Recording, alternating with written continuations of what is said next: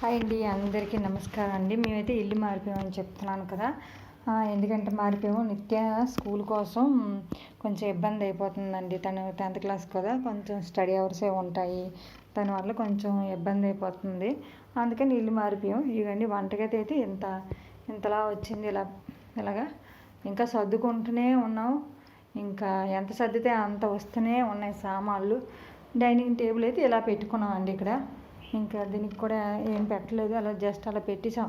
అంటే పైనుంచి తెచ్చి సామాన్లు ఇలా పెట్టేసుకున్నాం. ఇంకా బట్టలు, ఇదైతే అటాచ్డ్ బాత్రూమ్ వచ్చింది. పక్కన ఇంకొక రూమ్, ఇది హాల్ అండి. టీవీ సెటర్, అదే టీవీ పెట్టుకోవడం. ఇలా దివాన్ కట్టు, సోఫా సెట్ ఇలా సెట్ చేసుకున్నాను. నా మిషన్ కూడా ఆ మూల పెట్టుకున్నాను. ప్రస్తుతానికి అందాక ఎక్కడ వస్తువులు అక్కడ అలా అందాక పెట్టుకున్నాను. కొంచెం ఇలా కొన్ని అలా సర్దుకొని కొన్ని అలా పెట్టుకున్నాను. చాలా బాగుందండి ఇల్లు అయితే మాత్రం. పైన చాలా బాగుంది. మా కన్నయ్య ఫొటోస్ ఇవన్నీ నేను ఇలా సెట్ చేసుకున్నాను నేను. ఇది బయట అన్నమాట, బాల్కనీ లాగా తెలుసా.